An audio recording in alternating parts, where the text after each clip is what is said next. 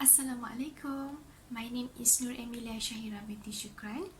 Safety and health awareness is personal safety about being aware of your surrounding, avoiding potentially dangerous situations to be happen in order to avoid any disease which can affect our health. Firstly, a safe work environment produces happier employees. This is because everyone wants to go home safe each day. Besides, we have to avoid any property damage to be happen because added financial impact occurs from workplace injury or death. First, report all injuries, accidents, and broken equipment or glass right away to your teachers even the incident seems small or unimportant. Second one, if the chemical is suddenly splashed to your eyes or your skin, immediately wash the affected areas with water.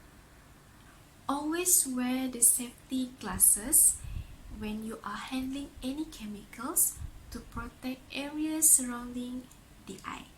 Hi and Assalamualaikum everyone.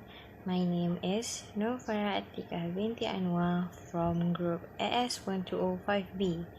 My student ID is 2018405672.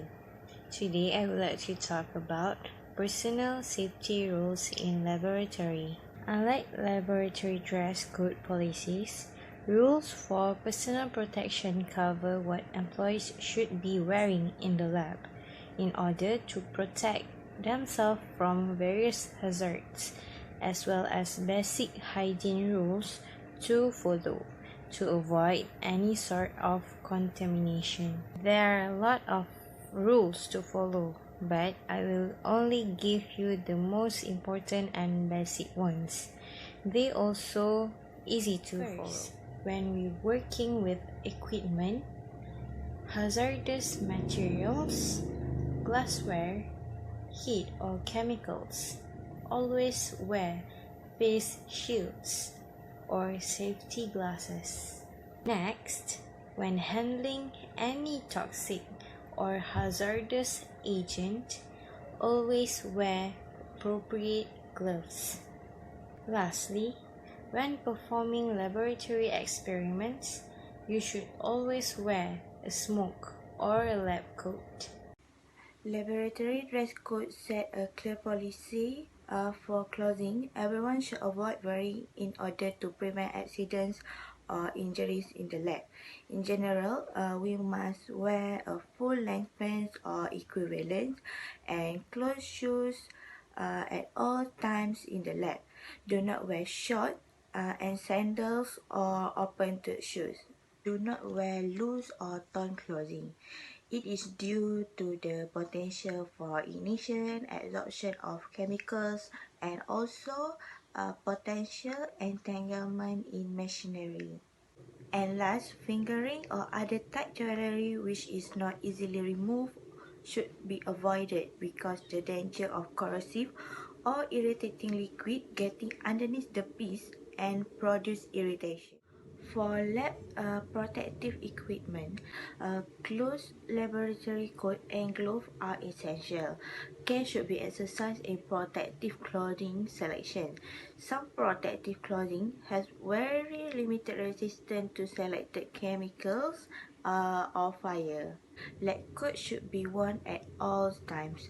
It is due to the possible absorption and accumulation of chemicals in the material. For gloves, we must wear appropriate gloves at all times in the lab and take them off prior to exiting the lab. Gloves should never touch the common surface outside the labs, including door handles or cell phones. Hi, Assalamualaikum. My name is Alia and I'm going to explain to you the chemical safety rules you must abide by while working in labs. Why you must follow these rules, you might ask. Firstly, it is to avoid spills and waste expensive materials in labs, of course. Secondly, it is to avoid causing harm to you or person around you. Thirdly, it is to avoid causing damage to the environment outside the labs. In the event of spills, these rules also helps as a procedure for lab workers to ensure a proper cleanup as well as preventing injuries. Now moving on to the actual rules. First, you need to treat every chemical like it's dangerous, like it has a chance to hurt you and the people around you, so you be more careful. Secondly, you do not allow any chemical substances to come into contact with your skin. Thirdly, labels all chemicals clearly, such as name, concentration, receive date, and the person who's responsible for it. Fourth, read the label twice before using. 5. When you overpour, do not put the chemical substances into its original container. Number 6, do not take chemicals or materials outside of the labs. Number 7, use flammable and volatile chemical substances in fume hood. Lastly, do not mix or dispose of chemicals in the drain. Instead, follow proper chemical disposal steps. Hi, my name is Ali. I will tell you about 3 electrical safety rules in the lab, like in physics labs or electronic lab. The first rule is avoid contact with energized electric circuit. Never touch another person's equipment or electrical devices without their consent. Treat all electrical devices as if they are live or energized and be careful with them. If there's any equipment produces a tingle on your skin when you touch it, disconnect it and report to the lab assistant. Also, disconnect the power supply before cleaning any electrical equipment. Always be aware. Okay, next rule is super important where it's necessary to handle equipment that are plugged in. Make sure your hands are dry. Never handle electrical equipment with wet hands. If there's water spill onto the equipment, shut off the power at the main switch or circuit breaker. Don't do something irrational like try to remove the water without shutting off the power first. For your information, it is more safe to work with only one hand. The other hand you can keep behind you or in your pocket away from all conducting materials. This precaution reduces the likelihood of accidents that result in current passing through your chest cavity.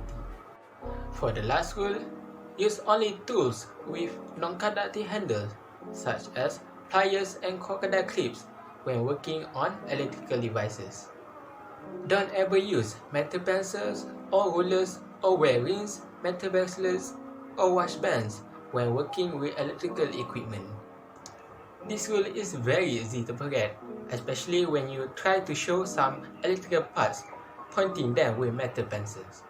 So remember, if you're working with electrical equipment, you should avoid using any conducting tools.